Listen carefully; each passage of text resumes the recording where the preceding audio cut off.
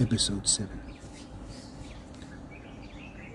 We spent 6 episodes dismantling every thought you protected you. Your certainty, your independence, your carefully constructed reasons for staying exactly as you are. And if you're still here, something in you knows we're approaching the edge. Because here's what nobody wants to say out loud. The universe is screaming at you in a language you spent your entire life refusing to learn. Bob Dylan sang, "You're gonna have to serve somebody." He understood what terrifies modern people more than death itself, the possibility that you're not the center of your own story. Let's talk about what you already know but won't admit. You are impossibly here. The mathematical probability of your existence, not life in general, but you, conscious, aware, asking questions that serve no evolutionary purposes beyond calculation. We're not talking unlikely, we're talking statistically impossible. Every materialistic explanation requires more faith than any religious text ever demanded. Your consciousness can't be explained by neurons. Your capacity for sacrificial love can't be reduced to genetics. Your hunger for meaning that transcends survival can't be dismissed as evolutionary accident. These aren't dips in knowledge, they're signposts you're refusing to read. I know what you're doing right now. You're building your defense, finding the flaw in the logic, preparing your counter-argument, because engaging with what I'm actually saying would require something you've protected against your entire life. Surrender. Here's the phrase that should haunt you. You can't reason your way into a reality that requires a relationship to understand. This is why all your research hasn't satisfied you, why all your arguments haven't brought peace, why you can read every book, watch every debate, construct every philosophical framework and still feel the emptiness at 3 o'clock in the morning when no one's watching. You're trying to download an experience that can only be lived. 6 episodes ago, I told you about free will, starting with a headache. That tiny moment of consciousness recognizing itself.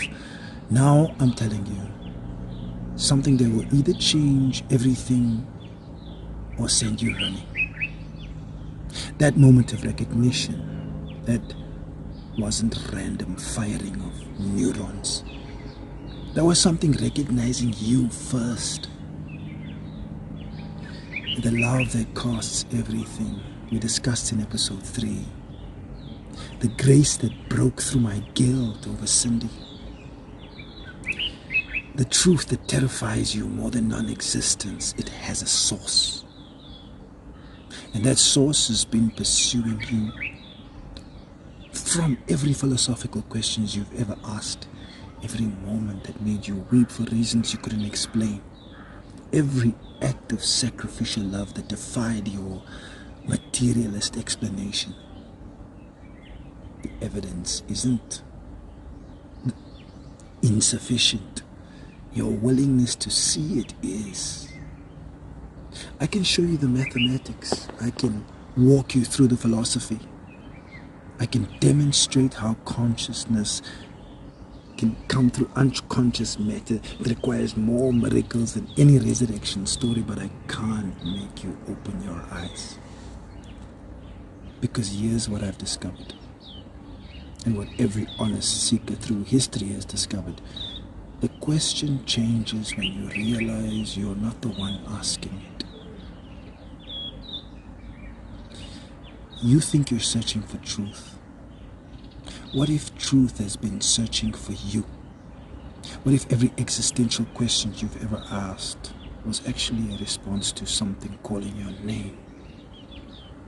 What if the reason you can't explain consciousness is because consciousness was given, not evolved?